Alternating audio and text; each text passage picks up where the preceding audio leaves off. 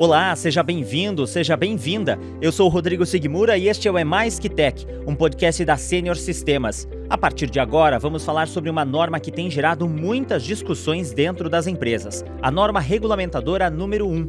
Ela vai muito além das exigências legais. Estamos falando de algo que impacta diretamente a segurança, o bem-estar e a produtividade das equipes em diversas empresas. O tema do nosso bate-papo é NR1, a segurança no trabalho como estratégia de bem-estar e produtividade.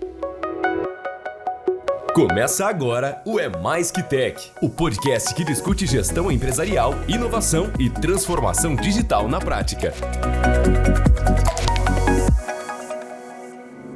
Quando se fala em normas regulamentadoras, muitas empresas ainda as encaram como uma obrigação burocrática. Mas a verdade é que com a NR1, a discussão sobre segurança no trabalho ganhou uma nova dimensão. Ela exige que as organizações se preocupem com os riscos psicossociais e promovam um ambiente mais seguro e mentalmente saudável para os seus colaboradores.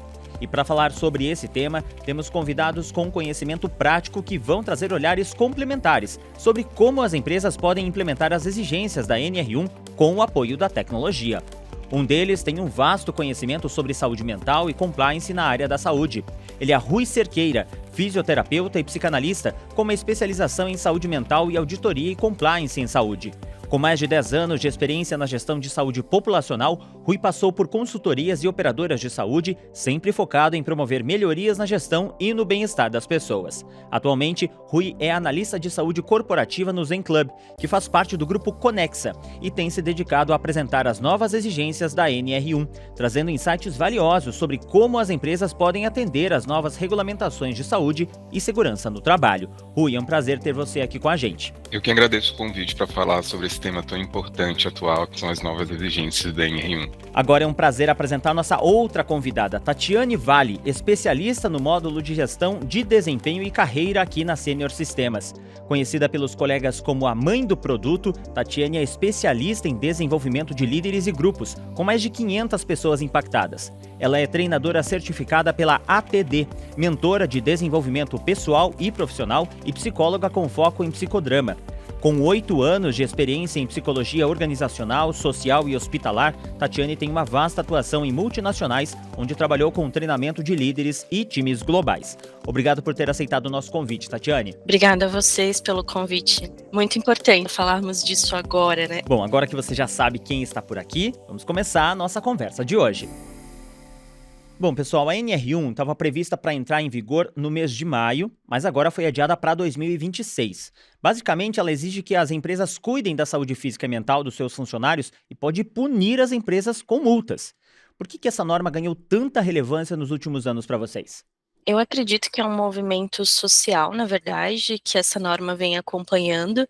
Há muito tempo a gente tinha um olhar para as pessoas dentro das empresas como números, né, como números que entregavam resultados, e com todas as mudanças filosóficas, biológicas e científicas, descobertas que foram acontecendo pelo mundo todo, a gente percebe que o ser humano, então, ele não é um número, né, ele é uma pessoa que tem emoções, e acho que o impacto dessas descobertas, elas estão chegando agora no mundo corporativo através dessa norma. Acho que é o melhor resumo aí para explicar por que a gente está falando disso só agora. A gente observa, né, que esse tema vem ganhando cada vez mais relevância, Rodrigo, porque hoje já está claro para a maioria dos gestores que a saúde mental e a saúde física, ela não são só questões individuais, né, mas podem afetar diretamente os resultados das empresas. O aumento dos afastamentos, a queda da produtividade das equipes, os custos com a saúde viraram problemas reais para as empresas. Então, a NR1 meio que formaliza que cuidar da saúde integral daqueles colaboradores não é somente responsabilidade social. Além de ser uma exigência legal, ela deve ser tocada como uma questão estratégica de melhores resultados das empresas. Perfeito. Bom, antes a segurança no trabalho era vista apenas como o uso de EPIs, treinamentos obrigatórios, por exemplo. Hoje, A NR1 amplia essa visão e incorpora a segurança mental, com foco também na saúde psicossocial dos colaboradores. O que isso significa na prática para as lideranças e para o RH? Na prática, isso significa que tanto as lideranças, né, como o RH, eles podem ter um olhar não apenas para os riscos, né, físicos ou uso de EPIs. Eles precisam mapear esses riscos que são exigidos pela nova regra, como, por exemplo, excesso de carga de trabalho, assédio e conflitos entre os colaboradores. Mas, além disso, não é somente identificar os riscos, né, que aquela população está exposta, como agir preventivamente, mitigando ali os principais riscos encontrados, criando ambientes saudáveis, com políticas claras, com apoio psicológico ao trabalhador, e trabalhar a gestão para ser o mais humanizada possível, né? Ou seja, a segurança no trabalho agora ela não é somente cuidar da segurança física dos funcionários, é pensar também nas questões emocionais, né? Porque são pessoas diversas e que quem não fizer isso pode ter problemas legais, financeiros e de imagem para aquela empresa.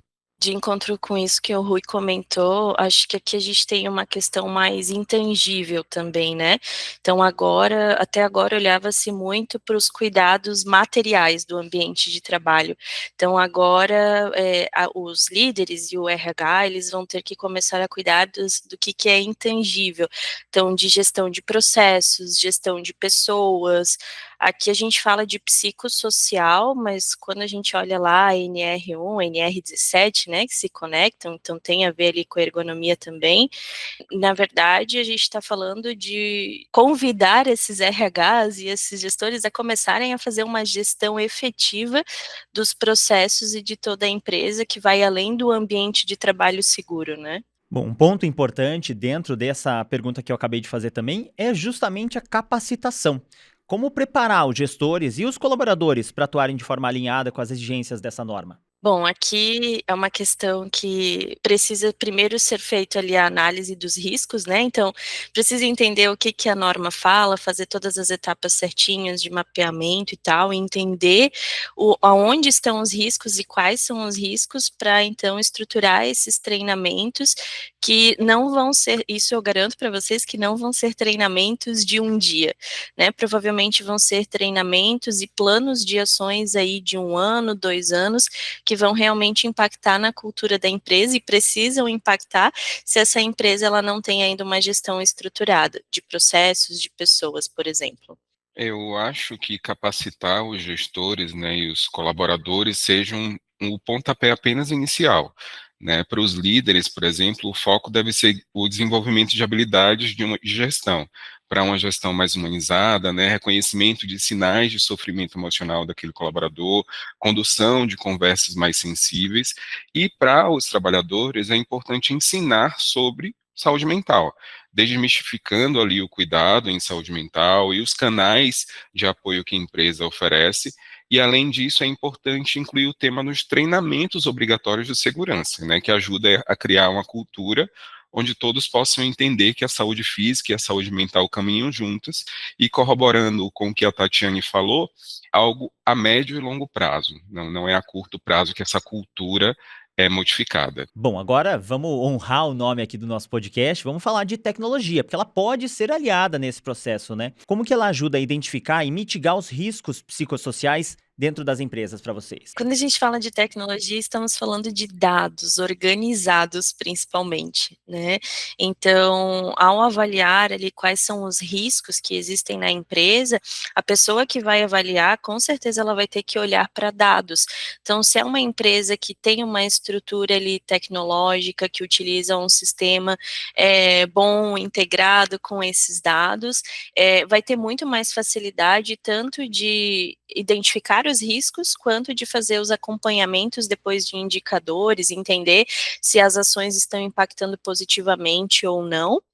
E aí, falando de tecnologia, além dos dados, a gente tem também as ferramentas que a própria tecnologia pode sugerir com que um gestor, um RH possa seguir ali conforme boas práticas, digamos assim, né. Então, quando a gente fala do HCM aqui da Sênior, por exemplo, dentro dos módulos existem já funcionalidades, instruções, caminhos guiados de alguma forma dentro do sistema, em que que já direcionam o gestor ou RH a terem boas práticas de fazer essa gestão e de olharem para os funcionários como pessoas e cuidarem ali dos riscos que podem aparecer no dia a dia. A tecnologia com certeza, né, é uma aliada nesse processo, porque conforme a Tatiane mencionou, né, ela permite mensurar o que antes era apenas invisível, né, não se tinham dados concretos, né, aí o uso de algumas plataformas, algumas ferramentas digitais, né,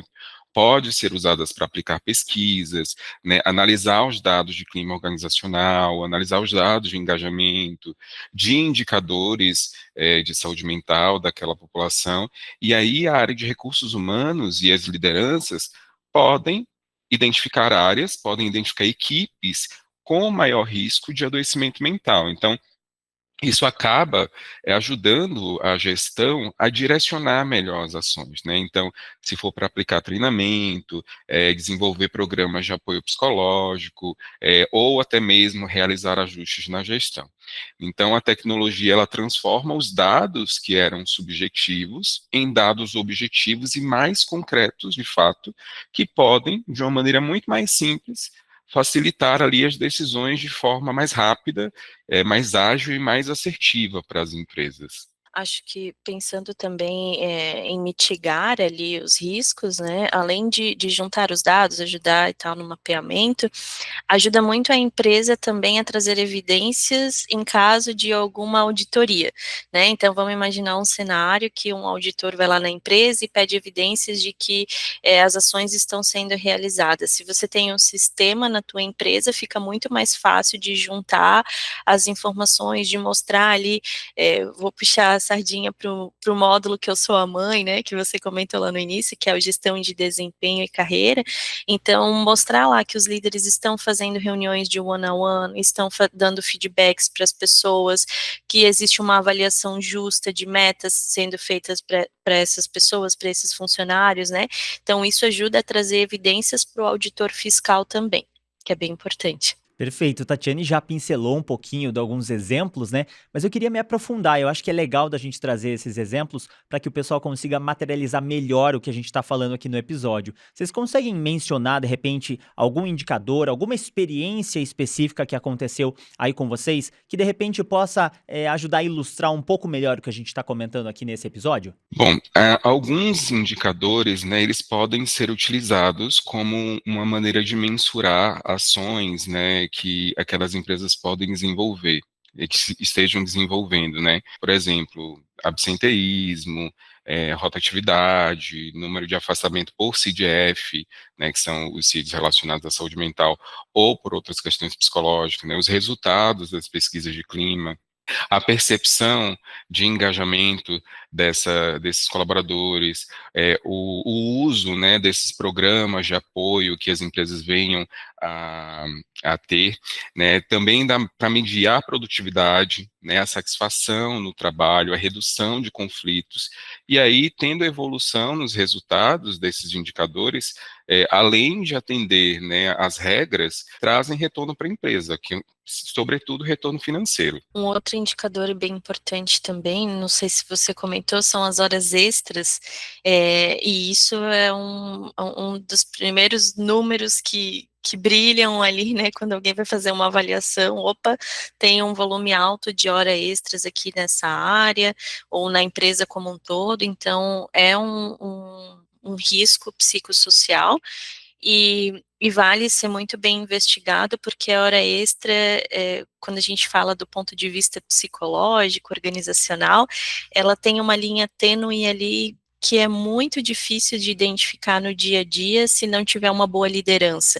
Então, será que esse funcionário está fazendo hora extra por questões dele, que ele não consegue colocar limite nas coisas ou não consegue gerenciar o próprio tempo?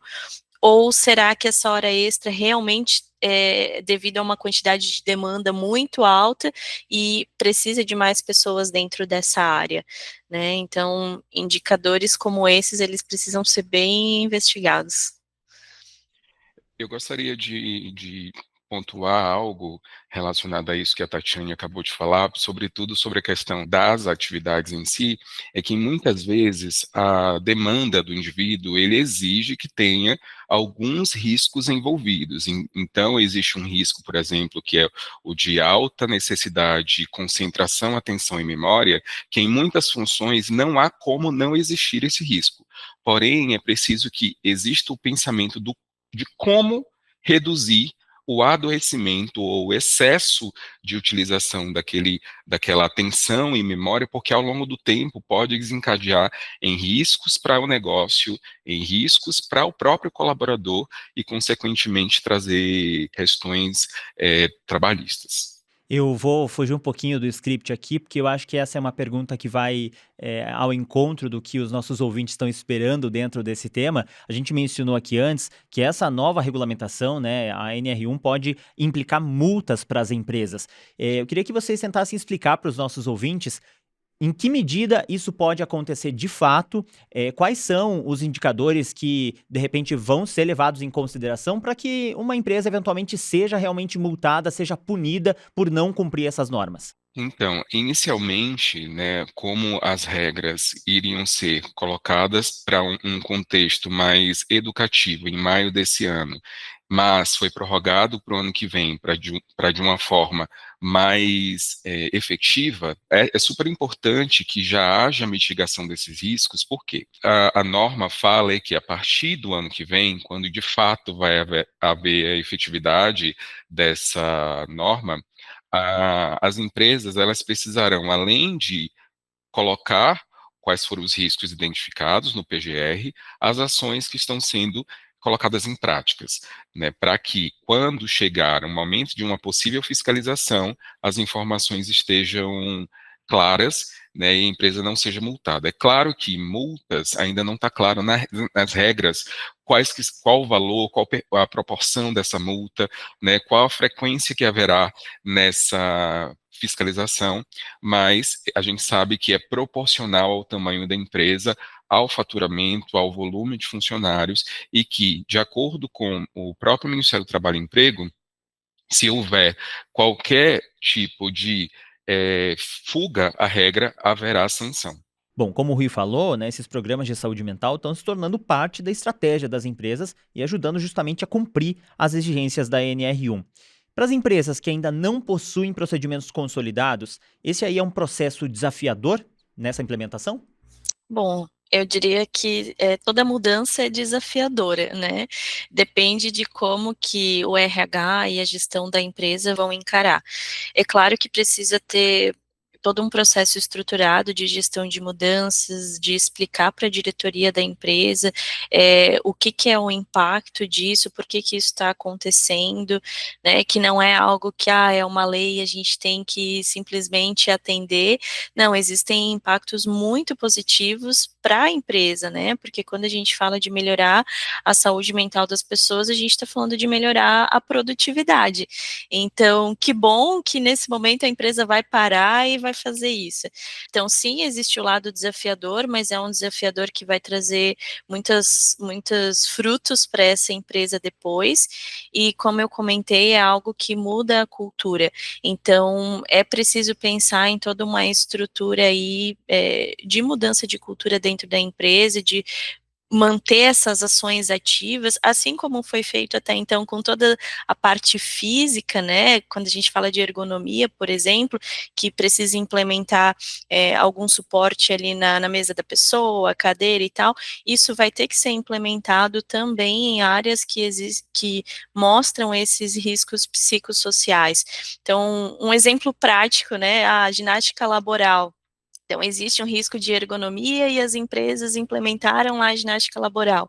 Então, por que não, daqui a pouco, o RH implementar num ambiente em que as pessoas têm muito risco de estresse, 15 minutos de meditação num período, por exemplo. Né? É uma prática que é fácil de ser implementada no dia a dia, mas depende muito da mudança de visão de negócio, da visão do impacto que isso vai ter para os funcionários também durante o trabalho deles. A meu ver, Rodrigo, os programas de saúde mental, né, eles estão deixando de ser ações mais pontuais e têm passado a ser uma parte estratégica das empresas, né, porque as empresas elas perceberam que uma equipe saudável produz mais, né, erra menos e os colaboradores tendem a permanecer por mais tempo, e isso, querendo ou não, diminui custos para aquela empresa, né. Então, esses programas, além de ajudar a cumprir as regras da legislação, acabam diretamente,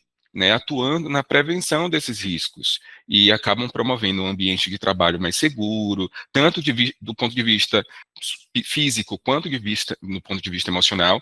E para aquela empresa que ainda não tem processos consolidados, né, que é o desafio, eu acho que o importante é dar o primeiro passo, né, que é ter um diagnóstico daquela população, mapear esses riscos, né, ouvir os colaboradores é importante, e a partir daí identificar se será necessário a busca de apoio técnico.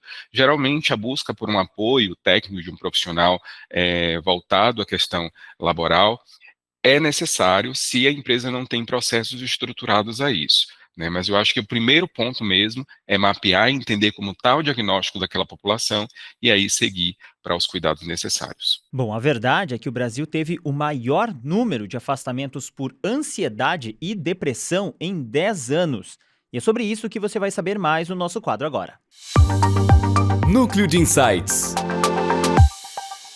Segundo dados do Ministério da Previdência Social divulgados pelo portal G1, o número de afastamentos do trabalho por questões que envolvem a saúde mental passou de 470 mil em 2024. O impacto dos transtornos mentais é o maior em uma década e o número representa uma alta de 68% na comparação com 2023. A situação do mercado de trabalho e os resquícios da pandemia de Covid-19 podem ajudar a explicar esse cenário, segundo alguns especialistas. O maior número de licenças foi registrado em estados com mais habitantes: São Paulo, Minas Gerais e Rio de Janeiro.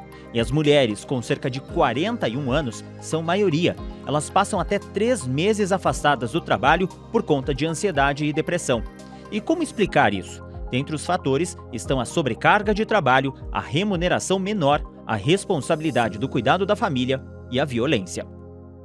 Bom, pessoal, quando a gente fala de pessoas, é preciso lidar justamente com esses contextos sociais diversos. Como as empresas devem estar calibradas para lidar com isso hoje em dia? Bom, para mim tudo se resume à liderança, né? Se eu tenho um líder bem treinado, um líder que sabe fazer a gestão do time e desenvolver as pessoas do time, é esse líder que ele vai entender qual que é o cenário de cada funcionário ali do time dele e que vai fazer a ponte entre as políticas da empresa, de flexibilização, de necessidade, né, de cada funcionário, para estar trazendo uma equidade, digamos assim, no tratamento das necessidades de cada tipo de funcionário, né, seja o funcionário que tem muitos filhos, seja o funcionário que às vezes trabalha em um outro turno também, que isso acontece bastante. Depois quero comentar alguns casos de hospitais, por exemplo, né, ou então funcionários que têm dificuldade em gerenciar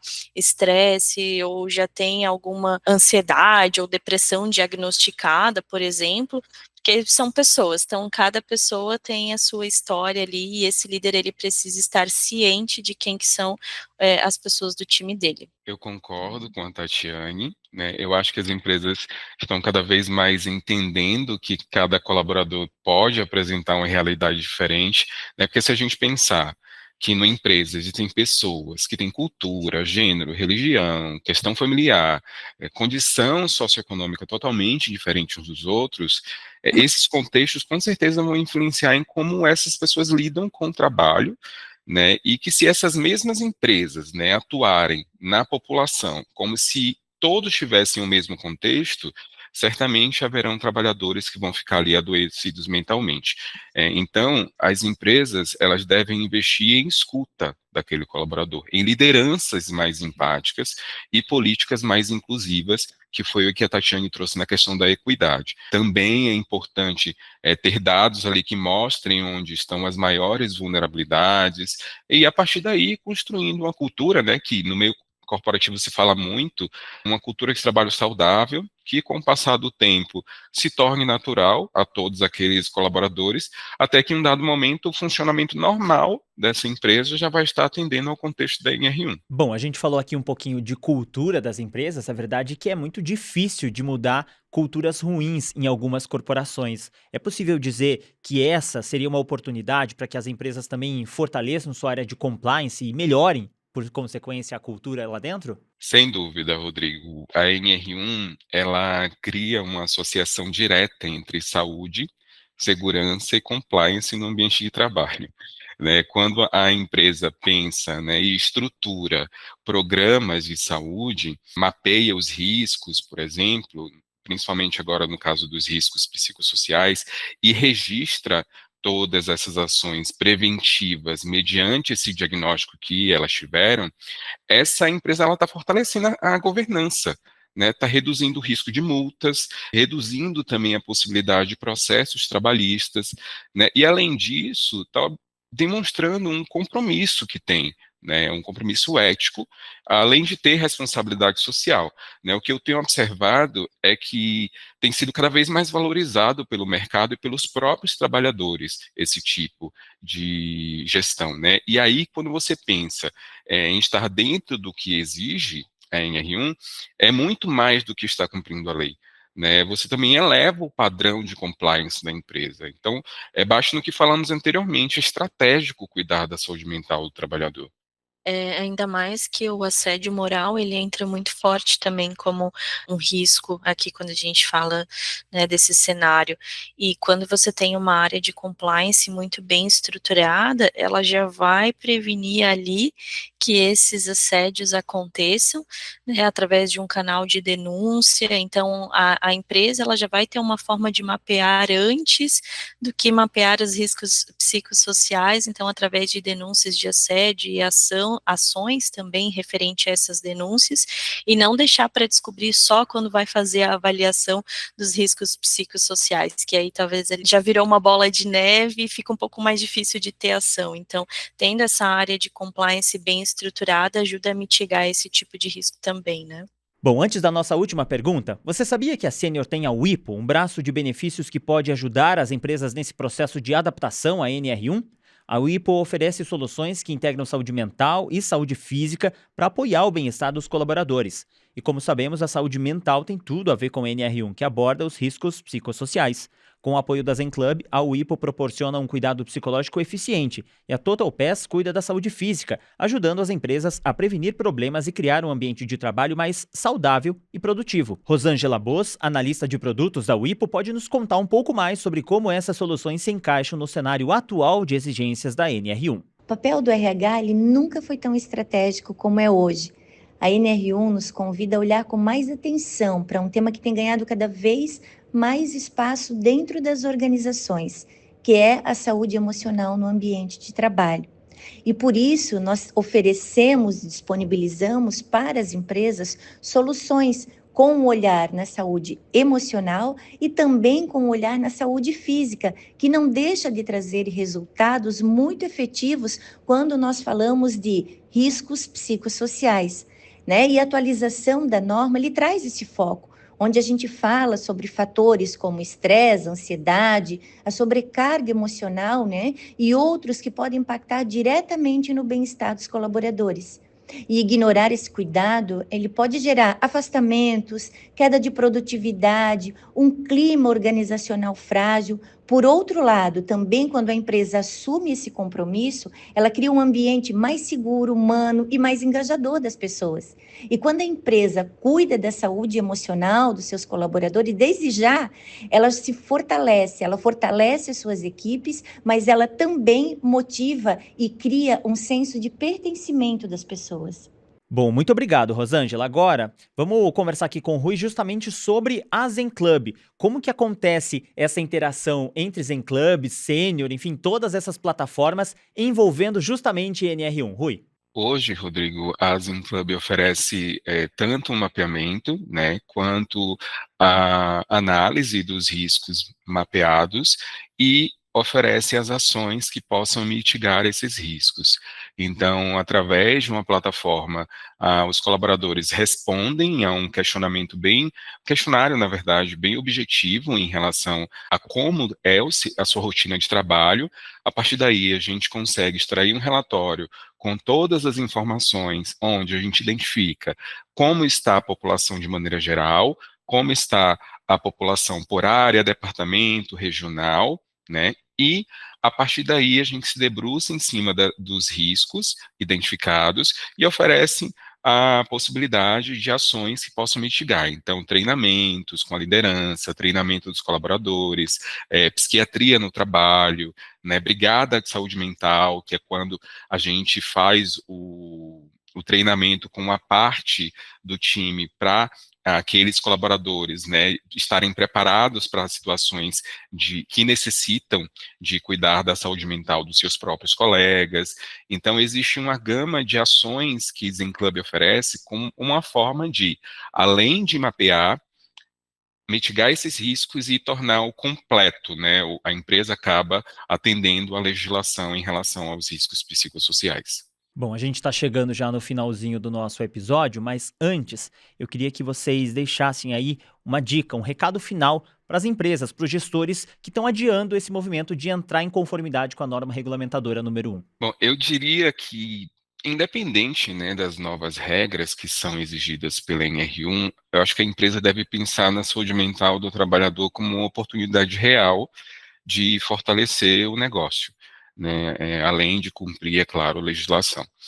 Para mim, é muito claro que as empresas que investem hoje em saúde mental, né, e na segurança psicoemocional desses colaboradores, reduzem riscos, né, além de melhorar o clima organizacional, aumentam a produtividade e acabam se tornando mais atrativos para esses próprios trabalhadores, e com a visibilidade que se ganha, né, com essa atração de talentos novos, também podem atrair novos investidores. Então, se antecipar a essa exigência, além de se colocar de forma mais competitiva no mercado, evita que essa empresa tenha que correr atrás do prejuízo no futuro. Então, o que eu observo é que a morosidade em buscar esse cuidado com a saúde emocional dos trabalhadores pode ficar muito corrido quando estiver próximo da implantação prática das regras, e então isso pode acabar prejudicando a empresa na possibilidade de sanções que ela pode vir a ter. Isso, e aí mostrar que, só foi atrás um mês antes, porque realmente começou a valer a partir daquela data, né. Mas assim, acho que tem um outro lado também que a gente não comentou, que às vezes as empresas ficam adiando, já observei algumas empresas, né, de parar e olhar para isso, e estruturar isso, mas na verdade elas já fazem muitas práticas, já tem muitos processos ali que acontecem no dia a dia, elas só precisam colocar isso em papel e deixar evidências de que elas fazem e talvez vão perceber que já estão totalmente aderentes à norma, precisa ajustar uma coisinha aqui, outra ali, mas se é uma empresa que tem boas práticas com os funcionários, que cuida dos processos, que faz boa gestão dos processos, de como esses funcionários têm acesso às atividades no dia a dia, se eles são bem ouvidos, muitas empresas já fazem treinamentos de inteligência emocional com liderança, com funcionário, então falam, né, conscientizam sobre emoções, provavelmente vai ter pouca coisa ali para ajustar, é só realmente dar o passo inicial aí, e não deixar para cima da hora, para não mostrar que fez só porque tinha alguém mandando. Eu gostaria de complementar, né, que se a empresa ela tem dificuldade de entender como fazer esse mapeamento, faz uma associação de informações que ela tem na medicina ocupacional ou na área de recursos humanos, com afastamentos, com questões voltadas à própria liderança, quais são as percepções da liderança sobre aquele time, né, identificando quais são os possíveis riscos que aquela população está passando, mesmo que não haja um mapeamento propriamente dito, e a partir daí implementar ações que podem ser realizadas antes de um mapeamento. E a partir daí, com o mapeamento, já pode estar tendo resultado, como a própria Tatiane falou, né, às vezes a empresa já implementa ações, né, preventivas, e isso acaba mitigando possíveis riscos que apareceriam em um mapeamento. Perfeito. Antes da gente encerrar, eu acabei de lembrar, a Tatiane tinha mencionado antes que ia dar alguns exemplos sobre hospitais. Quer mencionar ainda, Tatiane? Claro, para entenderem na prática, né, então, por exemplo, um hospital é um ambiente em que existe um risco psicossocial muito evidente ali, porque existe uma carga emocional alta, né, ao lidar com os pacientes, com a pressão, porque se eu errar, isso impacta em uma vida.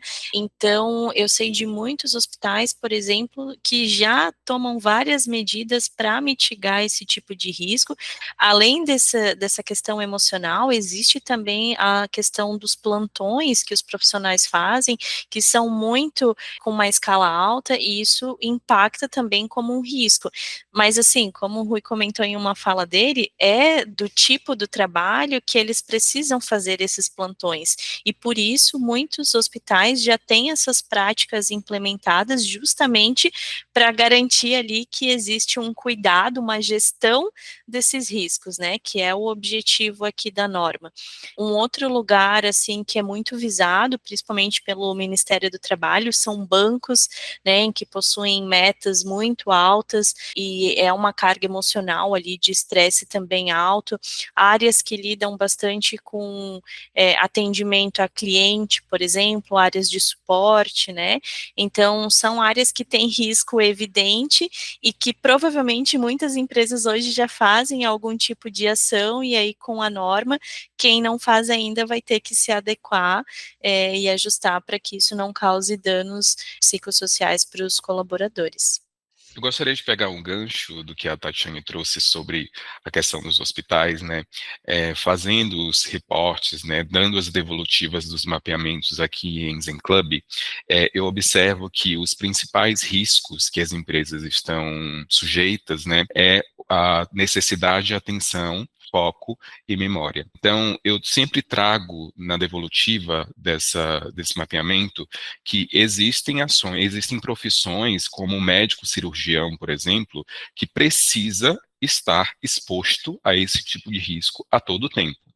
Então, não é algo que vai poder ser modificado no escopo de trabalho dele. Porém, o que é preciso fazer para que haja descanso naquele médico que tem que ficar 12 horas em pé, com atenção e memória focados naquele paciente. Então, será que é preciso implantar protocolos naquele hospital em que haja a troca de profissionais, né, o protocolo entre médicos que seguem a mesma prática, que possam ter descanso em caso de cirurgias muito longas? Então, é pensar em aspectos que possam reduzir o adoecimento, mesmo quando o escopo daquele trabalho, né, mesmo quando o escopo daquela função exige que tenha alta concentração. Bom, perfeito. Como a gente ouviu ao longo desse episódio, cumprir a NR1 não é só uma obrigação legal, é ir além da conformidade, é sobre cuidar das pessoas, prevenir riscos e criar ambientes mais produtivos e saudáveis. Pessoal, obrigado demais pela participação, pelos insights aqui hoje. Tatiane, quer deixar os seus contatos para os nossos ouvintes? Claro, quero agradecer em nome da Senior Sistemas, né, por estar aqui falando sobre esse tema muito importante aí com todos vocês. E o contato, vocês podem procurá-la pelo Instagram, @Senior Sistemas, que vocês vão ver mais conteúdos referente à NR1 e outros sobre gestão, liderança e RH, que ajuda bastante aí na norma. Vocês podem me procurar através do LinkedIn Tati Vale, sem o I, e Vale com 2 L's. Lá eu também posto bastante coisas referente principalmente a parte de gestão de líderes, né, boas práticas de liderança, consultoria aí para as empresas, então vocês ficarão por dentro aí do que está acontecendo. Rui, e por aí, qual que é a melhor forma de te alcançar nas redes sociais? Bom, primeiro eu queria agradecer o convite, né? Muito bacana ter essas trocas aqui com vocês. Eu queria deixar a rede da Zen Club, né? Lá também você encontra muitas informações pertinentes relacionadas tanto à NR1 quanto a ações que envolvam cuidado em saúde do trabalhador, né? Saúde mental. E para me encontrar no LinkedIn, né? Pode ser Rui com Y, Cerqueira com C, Júnior. Perfeito, gente. E a você que nos ouviu, se quiser sugerir um tema ou comentar o que achou desse episódio, é só mandar um e-mail para imprensa@senior.com.br. A gente se fala, até a próxima. Tchau! Você ouviu É Mais Que Tech, um podcast da Senior Sistemas, referência nacional em soluções de gestão para empresas.